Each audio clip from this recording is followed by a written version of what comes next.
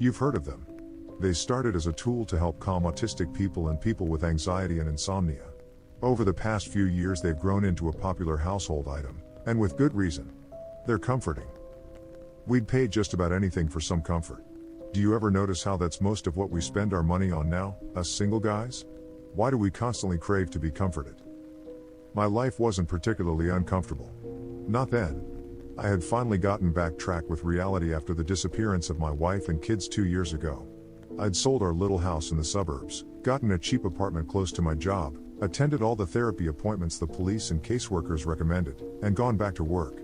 I still couldn't sleep for more than an hour or two a night, even with the medications they gave me, but that was okay. The worst of it was over. Shock and grief can only last so long. I got one anyway, ordered the thing off Amazon.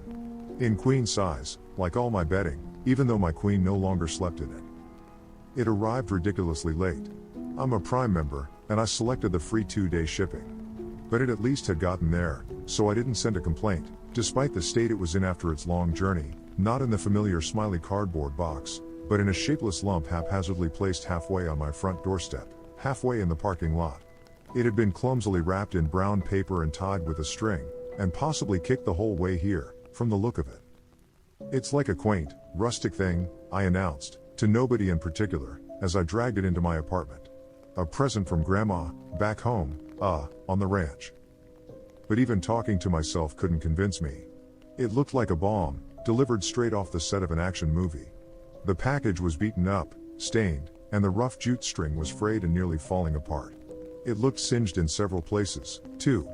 It took me 2 hours, 3 gin and tonics, and a hearty microwave dinner to work up enough courage, or suicidal depression, to actually open the thing. The blanket was bundled into a poorly folded cube, held together by another length of the same string that had bound the paper. I wasn't impressed with its packaging, but the blanket itself looked alright, plush, quilted blue microfiber with thick seams, and felt like it was the right weight. It smelled normal, you know that clean but vaguely chemical-ish odor new blankets have. I checked the tag, wondering if I ought to clean it, but the ink was smeared and blurry. It seemed risky to throw it in the washing machine without knowing the correct settings to use, so I just threw it over my duvet and went about my business. At around midnight I decided to give it a try. I had nothing left to lose. I'd spent hundreds of dollars on my bed over the past few months, the newest and best quality memory foam adjustable cooling mattress, 1,000-count Egyptian cotton sheets, customizable filling pillows, and none of it had brought me a single good night's sleep. Honestly, I expected the same to happen that night, but it was fun to pretend. I slid between the cool sheets and pulled the blankets up over me. The new blanket was a bit lumpy, but I knew from reading reviews that this was normal due to shipping, and would smooth out over time. The weight was immediately noticeable, and to my surprise, I felt comforted. When I closed my eyes, I imagined my youngest two had crawled into bed with us, and were laying on top of me, suppressing giggles as they tried not to wake me up. An artfully folded section of the blanket at my back became the familiar bulk of my wife beside me, and when I opened my eyes again it was 10 in the morning and I was late for work. I've never been so thrilled to receive a write-up. That weird chemical smell didn't really fade, though, and gradually it became more noticeable. By the end of the week I could smell, or imagined I could, the strange, neutral odor on my skin, even after a shower. By the end of the month, it had become unbearable. I took it to a dry cleaner's, thinking that I'd been lazy because I was so enamored over my renewed relationship with sleep. I was ready for the elderly Korean woman behind the counter to judge me over the stink. I had my excuses rehearsed. Work was crazy, I'd had it in my car and forgotten, and I'd had Indian food for lunch and forgotten the leftovers in my car over the weekend, which had amplified the smell. But I didn't have a chance to recite this story. She only waved a handheld metal detector over my blanket and said, "Filling wrong. Can't clean. Try spray with Febreze. You can get on Amazon." I couldn't imagine what about the filling could be wrong, and I told her so. Sure, it was still a bit clumpy from shipping, but Amazon had listed the filler as polypropylene, and all the reviews recommended dry cleaning. "Metal," she explained, then shooed me out the door with 20 pounds of smelly quilt in my arms. Another month of beautiful, comfortable sleep went by before I couldn't live with the smell anymore. People had begun to comment on it at work. Megan, my manager, had tactfully suggested I check my laundry machine to see if maybe a rat had gotten in there and died or something. That was my last straw. I came home determined to get rid of the blanket and buy a new one. But you know what happens when you lose your entire world, with no answers? You start to cling to things. You hoard them. Because you can't lose the comfort they bring you. I tried 6 dry cleaners before I found one who spoke enough English, through a heavy Boston accent, but you can't have everything, to explain it to me. Sometimes they fill these with glass beads, he said. The factories that make the beads, they'll lose a screw or some metal filings in the batch, and it all goes into the blanket. Machines in factories, you get me? Yeah, so what you can do is cut the seam a little and dump the balls into a bucket or the bathtub or something. Throw the blanket in the wash, hang it up to dry. Then you just pour them back in and sew it up. I told him I didn't know how to sew. You can get a funnel off Amazon for a few bucks, he said, and shrugged at me in a particularly apathetic sort of way before turning back to a pile of stained panties. I did exactly that.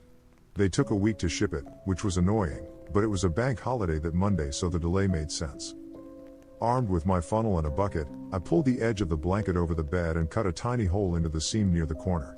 I expected the beads to come pouring out in a clattery flood as soon as I dropped the corner into the bucket. Instead, there was a single, loud thump as a lump of something metallic hit the plastic. I peered into it and saw a gold circle.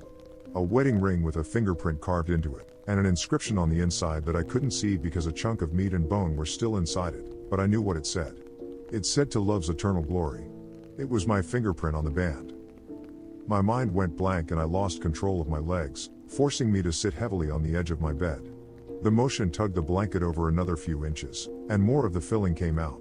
This wasn't a flood, it was more of a heave, like the blanket was vomiting up pieces of crumbling, dry flesh and bone. Like a cyst being squeezed, thick clumps of horribly recognizable stuff squirted out into the bucket. My oldest son's teeth clattered loudly against the sides, and I saw flashes of silvery fillings from the cavities caused by gum disease he'd inherited from his mom. There was a scrap of almost bleached white Hello Kitty Band-Aid wrapped around a tiny knuckle joint, and I remembered how my daughter had scraped her finger knocking loudly on her brother's splintered bedroom door, and how she'd smiled through her tears when she saw the special, fun Band-Aid her daddy had put over the scratch. I'd been sleeping for 2 months beneath the heavy weight of 1,000 mummified pieces of my wife and children's bodies. The cops couldn't trace the package, even though they tried. The security cameras in my apartment complex showed an unmarked brown van with no license plate, which dumped the package directly from the window onto my front step. There was nothing to track. Amazon's lawyers provided evidence proving they'd packed and shipped the correct, boxed and labeled, blanket. Let me be fair to them, I must say that they offered me a prompt refund. In-store credit. But I won't be buying anything off Amazon ever again. I've gotten rid of my Echo, that was the first thing I threw out, along with all my new bedding, and I canceled my Prime membership. Just for good measure, I threw out my smartphone and smartwatch as well. Amazon and smart technology are convenient and that's great, but it's not worth the risk if things like this can happen.